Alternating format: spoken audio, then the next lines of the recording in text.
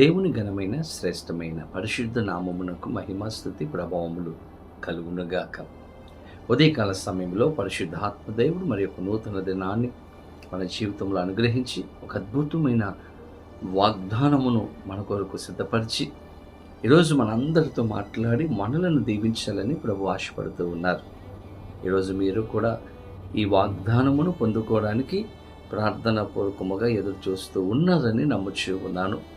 ప్రతిదినము పరిశుద్ధాత్మ దేవుడు వాగ్దానం ఇస్తున్నప్పుడు ఈ వాగ్దానము నా కొరకే అని మనం నమ్మినప్పుడు మనలను ఆస్వాదించే దేవుడు, కనికరించే దేవుడు, కృప చూపించే దేవుడుగా ఆయన ఉంటాడు. ప్రార్థన చేసుకుని ఈ దినం పరిశుద్ధాత్మ దేవుడు మన కొరకు సిద్ధపరిచిన శ్రేష్టమైన అమూల్యమైన వాగ్దానమును ప్రార్థన పూర్వకముగా పొందుకుందాం. తలలో వంచండి ప్రార్థన. పరిశుద్ధుడా, నీకు వేలాది వందనాలు, స్తోత్రాలు. ఉదయకాల సమయంలో మేమందరం నీ సన్నిధికి వచ్చి ఉన్నాము. ఈరోజు మాతో మీరు మాట్లాడి దర్శించి నీ కృపలో భద్రపరచమని, సహాయం చేయమని యేసు నామమున అడిగి వేడుకొనుచూ ఉన్నాము మా పరమ తండ్రి, ఆమేన్. ఈ దినం దేవుని వాగ్దానమును చదువుకుందాం. బైబిల్ గ్రంథాలు తెరవండి.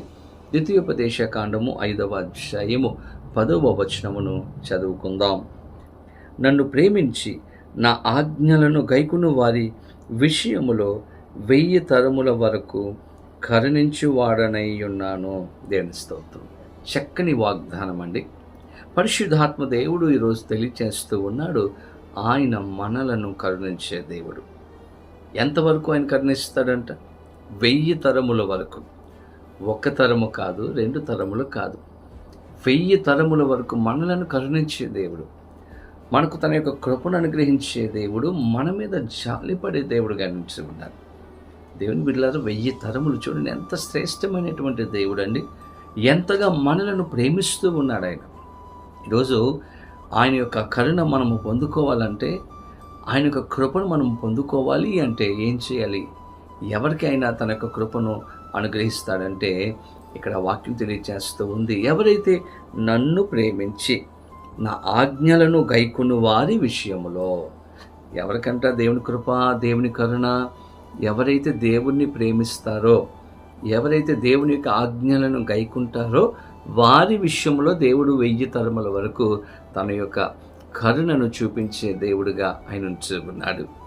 దేవుణ్ణి ప్రేమించే వారికి ఈరోజు మనము దేవుణ్ణి ప్రేమిస్తున్నామా? నిజంగా ప్రేమిస్తే దేవుని కోసం మనం బ్రతుకుతాము. దేవుడు ఏ విధంగా అయితే జీవించమన్నాడో ఆ విధంగా జీవించడానికి మనం ప్రయత్నం చేస్తాం. దేవుని కోసం ఏదైనా మనము చేస్తాం. దేవుని బిడ్డలారా, ప్రేమ క్రియలలో మనము చూపించాలి. బైబిల్ గ్రంథంలో అనేక మంది దేవుణ్ణి ప్రేమించారు. అబ్రహాము దేవుణ్ణి ప్రేమించాడు, కనుకనే తన కుమారుని కూడా బలి ఇవ్వడానికి ఇష్టపడ్డాడు.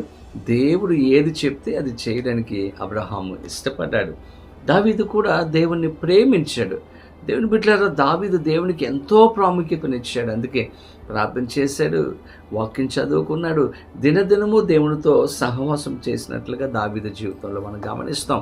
వీరందరూ కూడా దేవుణ్ణి ప్రేమించి ఆయన యొక్క ఆజ్ఞలను గైకున్నారు కాబట్టి వారి విషయంలో దేవుడు ప్రతి ఆటంకంలో, ప్రతి ఇబ్బందిలో, ప్రతి కష్టంలో తోడుగా ఉండి తన యొక్క కృపను, కరుణను వారికి అనుగ్రహించి ఉన్నాడు. ఈరోజు మనము కూడా దేవుణ్ణి ప్రేమించగలిగితే, ప్రేమించడం అంటే దేవుని మాట వినాలి, దేవునికి లోబడాలి. దేవుడు ఆశించినట్లుగా ఈ లోకంలో మనం జీవించినప్పుడు ఖచ్చితంగా ఆయన మనలను దీవిస్తాడు, తన కృపను మనకు అనుగ్రహిస్తాడు. అటువంటి కృపా సహాయములు పరిశుద్ధాత్మ దేవుడు వీడు చూస్తున్న ప్రతి ఒక్కరికి అనుగ్రహించి సహాయము చేయనుగాక. ఆమేన్. ప్రార్థన. పరిశుద్ధుడానికి వేలాది వందనాలు, స్తోత్రాలు. ఉదయకాల సమయంలో మేమందరం నీ సన్నిధికి వచ్చి ఉన్నాము. ఈరోజు మాతో మీరు మాట్లాడారు, శ్రేష్టమైన వాగ్దానం ఇచ్చారు. 1000 తరముల వరకు నాయన మమ్మలను కరుణించే దేవుడిగా మీరు ఉంటున్నందుకు మీ స్తోత్రాలు ప్రభా. ఈరోజు మిమ్మలను ప్రేమించి మీ ఆజ్ఞలను గైకొనే వారముగా మీకు లోబడి ఉండే జీవితాన్ని మాకు అనుగ్రహించి నీ కృపలో భద్రపరచమని, ఎవరైతే ఈ ప్రార్థనలో ఏకీభవించి ఏ విషయాలైతే అడుగుతూ ఉన్నారో వాళ్ళ జీవితంలో అద్భుతమైన కార్యములు జరిగించే సమాధానం, సంతోషం దయచేయమని యేసు నామమున అడిగి వేడుకొనుచూ ఉన్నాము మా పరమ తండ్రి, ఆమేన్.